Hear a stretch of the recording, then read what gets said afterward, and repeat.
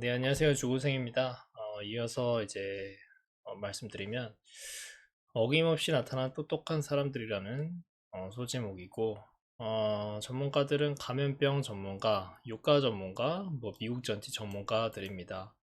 이렇게 이제 세상의 시정 이슈 때마다 전문가들이 이제 나타나서 그들은 자기 논리를 세워서 지수가 오르거나 내리거나 예측하고 말다툼을 합니다. 뭐 이런 다양성은 좋아하고 존중하기도 합니다. 하지만 시장 예측에 관해서 본인은 아는 것도 많지 않고 잘해낼 자신도 없다고 합니다. 그래서 시장 예측에 대해 어떤 목소리라도 정답이라거나 틀리다고 주장할 수 없다고 합니다. 그래서 이런 거는 단지 소음에 불과하다. 그래서 자신들의 포지션에 따라서 누구는 오르는 논리만 얘기하고 누구는 이제 내리는 논리만 이야기한다고 합니다.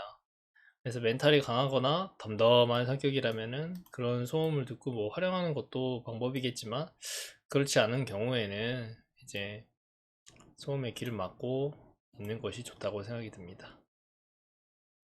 다음, 누가 팬티를 벗고 있었을까? 흔히 이제 주식시장에서 이제 장이 좋았을 때는 뭐 웬만한 종목도 그냥 사기만 해도 올라가는 그런 상황이 발생하는데, 이렇게 하락장이 발생하면은 누가 이제 벌거벗고 수용을 했는지 알 수 있어요. 네? 이제 워린 버핏 할아버지님께서 남긴 명언인데, 펀더멘털의 중요성에 대해서 강조한 이야기입니다. 상승장이나 강세장은 아무거나 사도 이제 오른다. 이제 자기가 투자에 소질이 있다고 착각할 수 있다. 하지만 약세장이나 폭락장이 오면 펀더멘털의 민낯이 드러나게 된다. 가격이 일시적으로 떨어져도 좋은 회사는 금방 회복을 하게 됩니다. 근데 이제 이런 좋은 회사도 이제 패닉셀, 이제 폭락장이 오면은 펀더멘탈이 상관없이 주가는 대부분 함께 폭락을 하게 됩니다.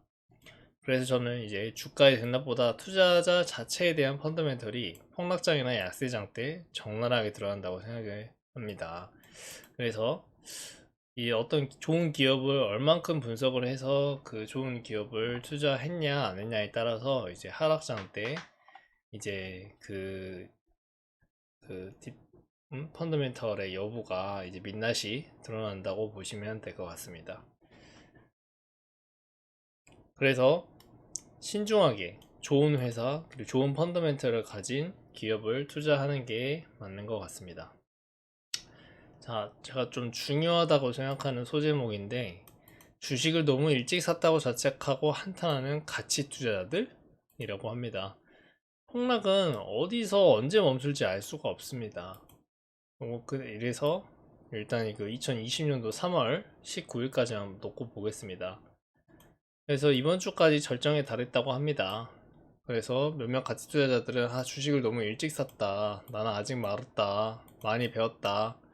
주식을 너무 일찍 매수해서 현금을 다 소진한 게 후회된다. 라고 이제 말씀을 하십니다. 그분들 이야기를 잘못 들은 게 아닌가 생각을 했다고 합니다. 가치 투자만이 답은 아니지만 돈을 방법이 여러 가지가 있고, 하지만 가치 투자라고 말씀하시는 분들이 저런 이야기가 나오는 게 놀랍다고 합니다. 일단 해당 발언은 결과론적 발언이기 때문입니다. 만약에 하락 안 하고 횡보하거나 올랐으면 이렇게 후회를 했을까요? 전혀 그렇게 생각되지 않고요.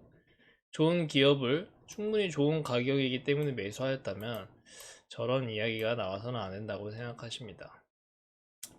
그래서 체계적 리스크로 시장의 모든 주식이 BM이나 이제 비즈니스 모델이나 밸류에이션을 무시하고 폭락하는 중에 저렇게 이야기가 나온 것은 스스로 자기가 선택한 기업과 가격에 자신이 없다는 이야기와도 일맥상통합니다. 한마디로 시장 분위기에 휩쓸려서 멘탈이 나가버렸다 이 말입니다. 그래서 이거를 자신의 철학이 믿음이 없고 책으로만 이제 배웠고, 사실 그 상황이 발생하니까 철학을 몸소 행동과 실천으로 보여야 되는데 그렇게 되지 않고 후회를 하게 된다. 이것을 경계해야 된다 이 말씀입니다. 그래서 좋은 회사를 충분히 싸거나 좋은 가격에 샀다면 폭락을 한다고 해서 후회를 해서 안 된다고 생각을 하십니다. 이런 생각 갖고 있었으면 다음에는 마켓 타이밍을 재게 됩니다. 그럼 주식을 싸게 살 수 있는 약한 하락장에서 좋은 기업을 살 수 있는 기회를 자주 놓치게 될 수 있습니다. 그런 약한 하락장은 꽤 자주 발생하는데 이런 기회를 놓치게 되는 것을 염려하는 메시지라고 보시면 됩니다. 마켓 타이밍은 절대 아무도 정확하게 맞출 수도 없고, 단지 가격이 하락했다는 이유만으로 자책하고 후회하는 태도는 가치 투자로서 과연 옳은 것인가 반문하게 됩니다.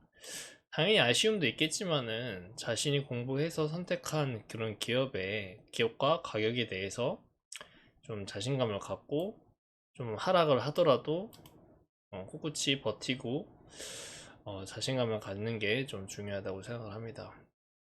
무섭고 힘들다는 가지 투자자들, 지금도 많이 하락하고 있죠. 아마 이때랑 아마 코로나 때가 훨씬 더 급락이 심했을 텐데, 지금도 그때 그 감정 그대로 아마 느끼시고 계시는 사람들이 많을 거예요. 대부분 뭐 IT나 반도체 뭐 이런 종목에 투자한 투자자들 같은 경우는 20% 이상은 다 기본적으로 두드러 맞았으니까. 그래서 아마 좀 많이 힘들고, 앞으로 전망도 안 좋은데 이거 일단 당장 팔고 좀 현금이라도 확보해야 되는 거 아니냐, 그거 행동 자체가 이제 더 떨어지는 거 아니냐라고 이제 생각을 하시는 거거든요. 그러니까 한마디로 시장에 대한 그 반도체나, 예를 들어서 반도체로 되게요, 반도체에 대한 숏을 치는 거랑 똑같은 그런 전략이라고 보시면 되거든요.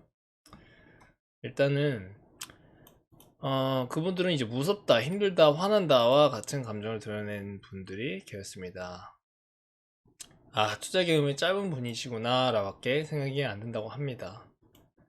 당연히 뭐 안 힘든 척 하는 것도 이제 뭐 표시가 날 수도 있고, 뭐 가치 투자 전도사들 힘들다는 표현하는 거는 솔직해서 뭐 좋긴 하지만, 이제 좀 경험이 짧으니까 뭐 이런 하락장에 대해서 금방 이제 힘들고 이제 티가 난다고 뭐 그런 것들을 좀 경험이 부족하구나 라고 생각을 하신다고 합니다. 그래서 아무리 폭등락을 해도 심리적으로 아무렇지 않은 경지에 올라야지 정말 이제 그 고수의 반열이 오르지 않나, 그렇게 생각이 들고요. 심리적으로 동요하면 잘못된 의사결정을 내릴 가능성이 매우 높아지기 때문에 경계를 해야 한다고 봅니다. 다음은 이제 또 레버리지에 대한 생각. 레버리지를 당연히 많이 일으켜서 운이 좋게 상승을 하게 되면 성공을 하게 되는데, 도구로 작용하는 경우가 더 많다고 합니다. 특히 주식담보대출, 신용거래는 정말 위험합니다.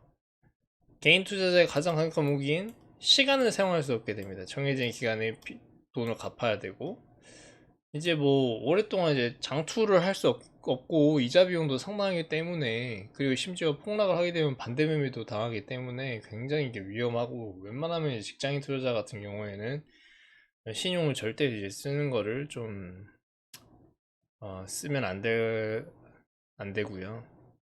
레버리지 비율이 높아지면 담보 비율이 유지하는 게 어렵기 때문에 정말 쉽지 않고, 변동성이 크고 하락장에서는 진짜 레버리지는 꼭 경계를 해야 된다고 생각을 합니다.